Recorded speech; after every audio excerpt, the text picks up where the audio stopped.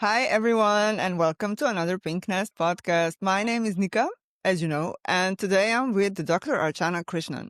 Doctor, scientist, data strategist, and a founder of a framework she calls ABC of Intelligence, where she's connecting artificial business and cognitive intelligence. Archana, I'm so glad you're here. Tell us where you're dialing into from, and tell me what's been your day for today. How was your day? My day was amazing, Nika. Thank you so much for this opportunity. I have to say, it has been an incredible experience just getting to know you.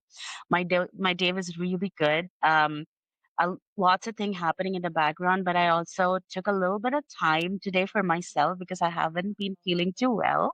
So I would say it was a 50 and 50, a little bit of work and a little bit of rest. So all in all, a really good day.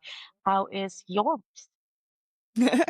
Mine is just starting. It's very early where I am, so I'm gonna have Where I some am. coffee in So between, and let's just dive into our conversation. So, I've heard a lot about you. I mean, we spoke already before. We also had a little chat prior to a recording, and I really want to start at the beginning. How was your childhood like, and how did you end up in Canada, where you're calling in from? my childhood was great. It was different. My childhood was in Mumbai, and I'm currently located in Canada, Manitoba province, in a wonderful city of Brandon. Um, I was raised at my grandparents' place with a joint family. So, maternal grandparents, we were about eight of us in the house at any given point of time. So, it was chaotic, it was full of energy. There was never a dull moment. Lots of kids, lots of elders, lots of festivities, like everybody coming together to celebrate festivals. So, it was interesting, I would say. There were highs and there were lows, but there was never a dull moment. And then when my husband moved to Canada, I followed him, and that's how we landed up at Brandon, where we are today. His work brought us here, and we found our new family in the city of Brandon. So it's been a very interesting life. Hmm. Definitely. I mean, it must have been amazing. And Canada is so beautiful. I know that you showed me some photos, and it's definitely a to visit country for sure. Tell me, what did you want to Absolutely. be as a kid? Everybody has a childhood dream. I wanted to be a neurosurgeon as a kid. Um, I was a nerd. I also am probably a nerd even to this date. I guess I was always intrigued with medicine, just about how wonderful this human body is, and more the body, the brain, which is such a complex mechanism, which actually powers us all, and that is where the most wonderful ideas stem from. So, very intrigued about the workings of the brain, and I thought if I had the right opportunity, I would definitely get into neuroscience and become a neurosurgeon. However, universe had better plans for me. Um, so kind of made me realize that it for me it was all about being curious and really delving into the unknown. So although I did not get to be a neurosurgeon, I pursued being a doctor the other way by actually going ahead with my specialization and doctorate in biotechnology.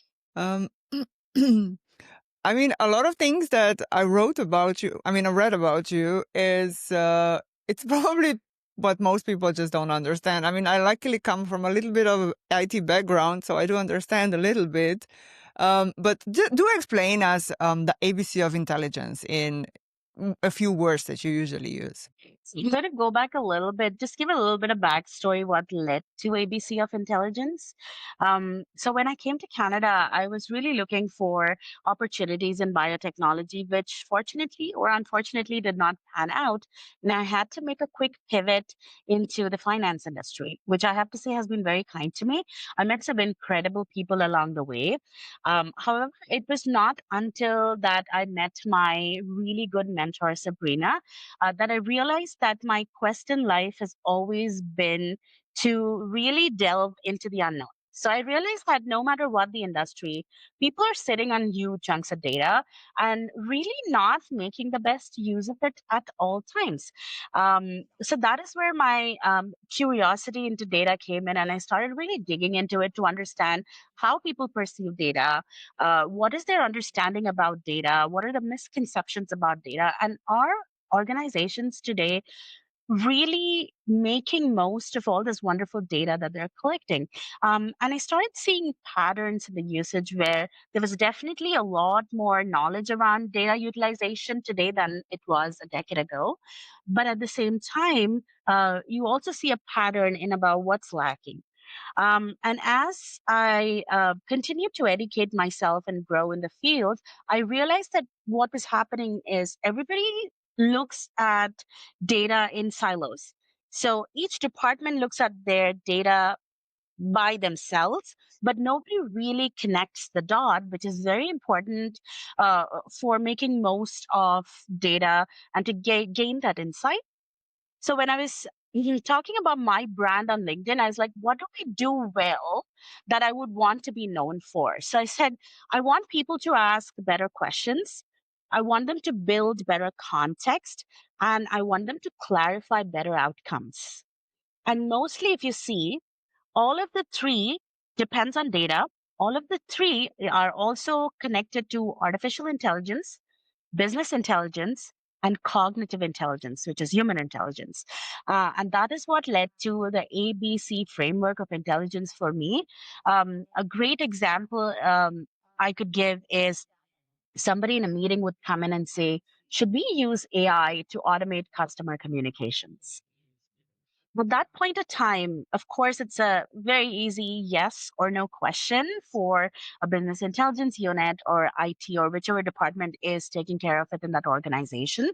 However, what I bring into the picture is taking a pause and saying, what outcome do you want because of building this step into your process? Instead of just rushing into it and saying, yes, we have the capability, yes, we have all the infrastructure, let's just go ahead and automate customer communication. Instead of saying, what do you want the customer want to experience when they receive this communication from you that is currently not being achieved? Or what human problem is this AI solving that humans currently are really struggling with? So just taking that pause and connecting all the dots to see a better picture, a more crisp and clear picture is what the ABC of intelligence framework is really about. And do you think that, because I know, I mean, AI is absolutely on the rise, obviously. And when I think that mostly people, when you tell, okay, I do AI or I work with AI, they think, oh yeah, ChatGPT thinks and things like this. How do you find, for example, because you're working with big corporate clients as well, how do you find like general knowledge about AI and capabilities in general in the modern world? Do you think people are aware of its capabilities, or are we still a little bit behind the whole awareness and what it's actually capable of and how helpful it can actually be? Great question, Nika. And it's actually all over the map. So there are people who think AI is equal to ChatGPT, but there are also professionals who have been riding the wave by constantly educating themselves. I have also come across some really good leaders who have been candid when they're sitting across the table and saying, hey, we have been in this field for far too long and we are towards the end of our tenure. However, we do not want to take that for granted and we still want to do the best for our organization in the last 5 or 8 years that we have. So we might not know it all. However, we are open to understanding what AI is all about and how to apply it within the organization. And I really appreciate that because it is very tempting to sit at the table where you have people who have studied artificial intelligence, people who are building those machine learning models come in throughout those technical terms. But as a leader, it's important to understand where you are and ready to either put in the work to upskill yourself or ask for help where needed to gain the basic understanding of how your leadership can improve by leveraging AI the right way.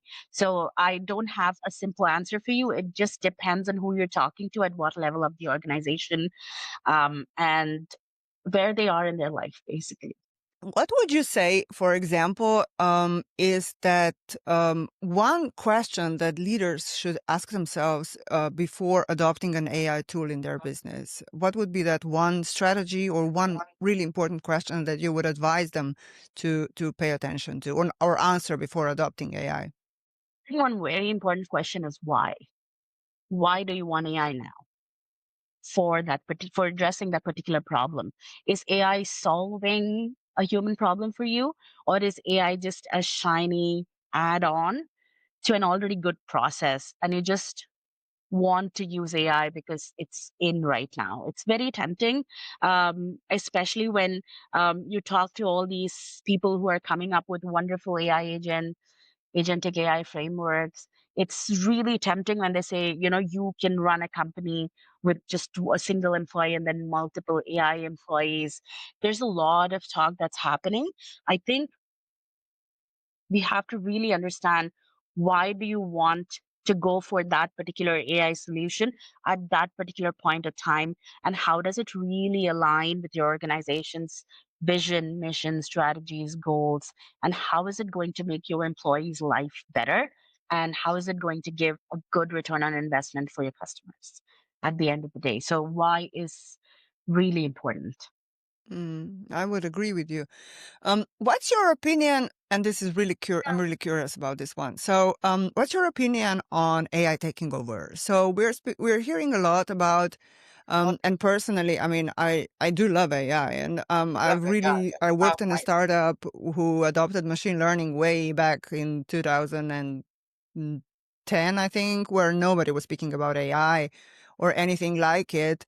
And I am aware of how beneficial it can be, but there are a lot of comments out there, and a lot of maybe some of them are also very well judged, that AI is going to take over and we're going to be left redundant and everything else. What's your opinion on it? I feel like our uniqueness is in our creativity and in our innovation, so cognitive intelligence, right? There always comes a time, if we zoom back and look at history, that there's always a revolution. I was talking with one of my colleagues who's been in the industry for about 40 years now, and they were saying how during that time people used to make accounting statements in ledgers. So it was all paper based. Somebody would be sitting there and making entries, and somebody would be, rushing with the careers between offices. There was time, and people feared internet and computers. Probably just about the same way that we're fearing AI right now. Um, One thing is, I feel like instead of fearing, if we replace fear with curiosity, it will do us a favor. We have to be rooted in the present, because if we keep worrying about the future, then we are letting go of precious time right now, which you can use to really make yourself aware of how you could use AI. So you bring the vision, and then you use AI as a tool to implement it. So you can actually strengthen your very position using AI instead of worrying that AI is going to replace you. Another thing you have to remember is, unknowingly, you don't replace yourself with AI. So if you want to write a LinkedIn post, don't go and tell AI, write a LinkedIn post for me on ABC. Don't. You have to go to an AI tool with your vision and then treat it as an employee who's going to do certain tasks for you, but make sure that your creativity comes in. So, a little bit of cognitive, a little bit of AI together is always a recipe for success. There might be a little bit of upskilling as a part of your position, and don't be afraid of it. I think it's a great chance to meet with others who are on a similar journey with you, and collectively understanding that we all are facing similar challenges might actually make it easy for you, might make it an interesting journey for you, and might actually give you ideas to do things that previously were not possible because you didn't have the time. Because now you can instruct AI to bring your dreams to reality. So I would say replace fear with curiosity, replace scrolling with friends, talk to people. We live in a really good age where education is free. And how amazing is that? Think about the times where people had to go to libraries. search amongst thousands of books, sit with one book and spend probably 5 days poring over it. I did it during my college days, and I still love a good book in my hand. However, today, if I wanted to consume, let's say, 150 books, all I have to do is push them on into Notebook LLM and then start asking it questions, start really gaining all that information out of it in the context of what my needs are. So I would say this is a brilliant time that we are in. Just forget about the fear, live in the present, connect with like minded people, and just have fun. I think I totally agree with you. We spoke about, and you told me that you're actually working a lot with upskilling yourself and trainings and everything. Do share us a little bit of the story also with migrants. I think this is such a beautiful thing that you do. So please share a little bit. I'd love to, Nika. So, as I told you, when I came to Canada, I found it a little bit challenging to find my place professionally over here. However, I am where I am today because of some really good people along the way. And I had promised myself when I was struggling that when I get to a position where I am content. And universe blesses me enough, I'm going to pay it forward. So I try my best through my LinkedIn and collaborating with our local immigration agency to kind of do educational workshops and how people can build their personal brands on LinkedIn, how they can create a space for themselves as a professional portfolio using LinkedIn, and how really can they start using AI for accomplishing things that they currently are unable to accomplish, just simply even feeding into their curiosity or giving them a good foundation so that when they go in for interviews or they simply want to start a side hustle or anything, like the world is their oyster. I am upskilling myself so that I make it easier for those who probably don't have time, who are really busy with their families and their work, to sit down and delve into all these free courses, wonderful courses that we have online. I'm just trying to distill all of that knowledge into a really interesting, engaging course so that it's easier for people to still ingest a lot of good information within the short attention span we have these days. So my idea is hopefully very soon on LinkedIn, I start these 30 to 60-second tidbits of learn one cool thing about AI today to build your AI foundation, and just take everybody who's interested on a journey of, if you want to change your life in 2026, let's start early, probably a couple of months before, and really start polishing up our LinkedIn presence, really start building up on our AI knowledge so that in 2026, sky's the limit for all of us. I think what you're doing is the really important also because we actually find ourselves online probably at least for the day we're awake, for the part of the day when we are awake. Everybody's online one way or another, right? And I'm saying really everybody, but not a lot of people actually know how to use internet into their advantage. And by showing them what they can do and what they can leverage with it and what they can achieve and how helpful tool actually it is. And now it's actually a really interesting time we're living in because I don't think that ever in our history was the knowledge so close to at the palm of our hand. But still, we see that it's not really showing. I think that the general public, it's not really, I wouldn't say we're more educated. Maybe I would even say that we're less educated. What's your opinion on this? I feel like we're overwhelmed because there's so much coming at us. We're overwhelmed. When we start scrolling on social media, it seemed really harmless. But because attention is a really great currency these days, platforms are evolving to hold human attention for a longer period of time. However, if you follow the right people, that's 7 hours you spend scrolling a day can actually help you gain knowledge while being entertained. Because I totally get it. when I started too, it is very difficult for me because you're working your 7 or 8 hour shifts. Some people are doing multiple jobs, then they have to go back home to families and you're exhausted at the end of the day. So, of course, I totally understand and acknowledge that while I'm sitting here and saying, oh my God, Trick, that's fun, go about learning something new every day, connect with people. A lot of people don't have the capacity or resources for it right now. And that's why I say that if you have creators who can entertain you and educate you at the same time, subscribe to those people. I think the control is in our hand to determine who shows up on our feed. So make sure you engage with their content. You curate your feed and don't let the algorithm curate your feed. And that's why it's so important to interact with the creators who give you value, who actually make it worth your time. And that's why it's important to support small creators because they're doing a really good job. It's not easy. They also have busy lives, but how much worth you pack into that short span of time you have every day will ultimately determine the trajectory your life takes. So it might mean really exhausting extra 2 hours today, but if that helps you free up 2 days of your week, hopefully in 2026, then maybe it's worth the sacrifice today.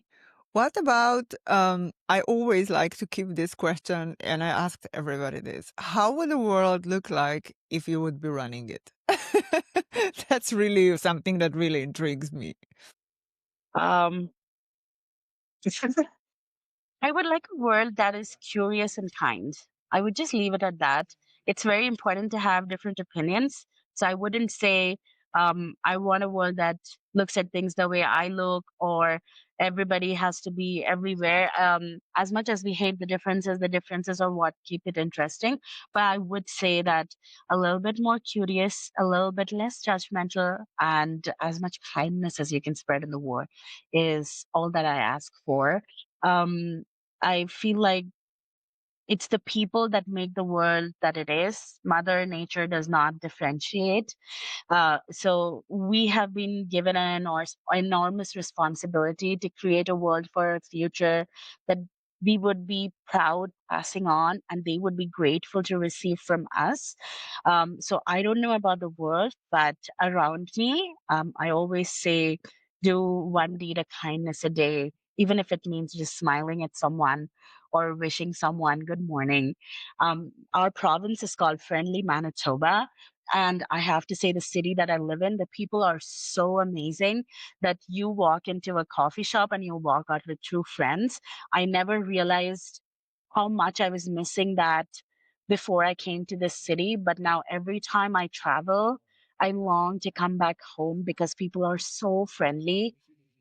They truly do take 5 minutes on their morning walk or while grabbing their coffee to just stop there, look at you. And it's not that you're standing in a huge line either. They truly stop, take their time to just ask you how you're doing and wish you a wonderful day. I think it takes less than 30 seconds, but it might really make the day for somebody. So, yes, I think just be kind. Such an important bit. Thank you so much for sharing this. And I really loved how you say, I always want to come home, because I think that home is, yeah, it's actually everything, and the feeling that you have. Yeah.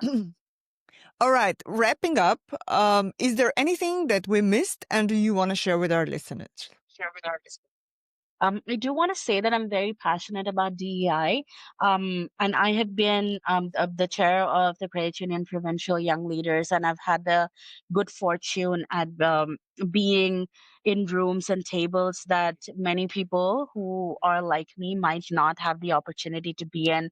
And for that, I'm really thankful to my mentors and leaders who took time to see what I had to offer and open those doors for me. I would say if you are a company, please consider revisiting your policy to make provision for non voting seats for underrepresented people. It's very important. Um, to have those voices in the room. Your executive group and your board both has to represent the customers you're serving and the employees who work with you.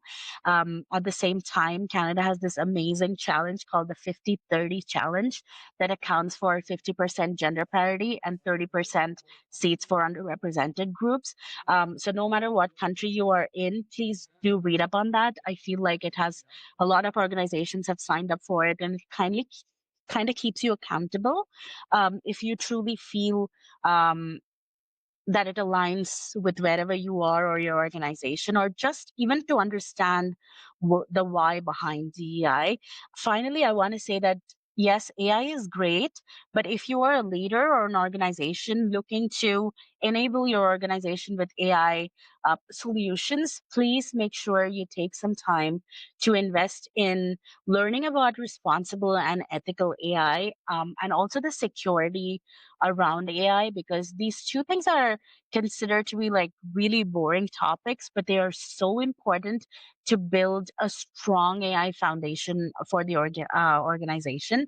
Um, there are some really good creators too online who talk about that. So I would say no matter where you are in the organization, if you are a team member, if you are a middle manager, if you're an executive or a board member, yes, it's important to know what AI is, what ChatGPT is, how to use it well, how to integrate it correctly in the organization, but at the same time, how to use it responsibly and ethically is our responsibility for all the enthusiasm that we bring to the table.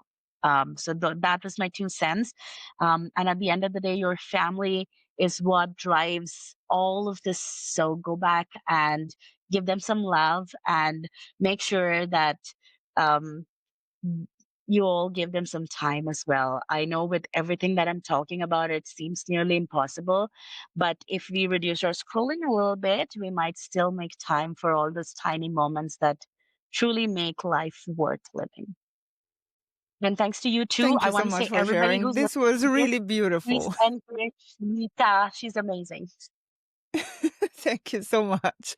No, you're amazing too. I mean, I just loved this conversation, really. And thank you so much. That's exactly what I want to do with this podcast, host amazing people, and you're just one of them. Thank you so much for being here with me today. And yeah, thank you. Nothing else to say. I'm really grateful, Nika, and wish you all the very best always. Thank you.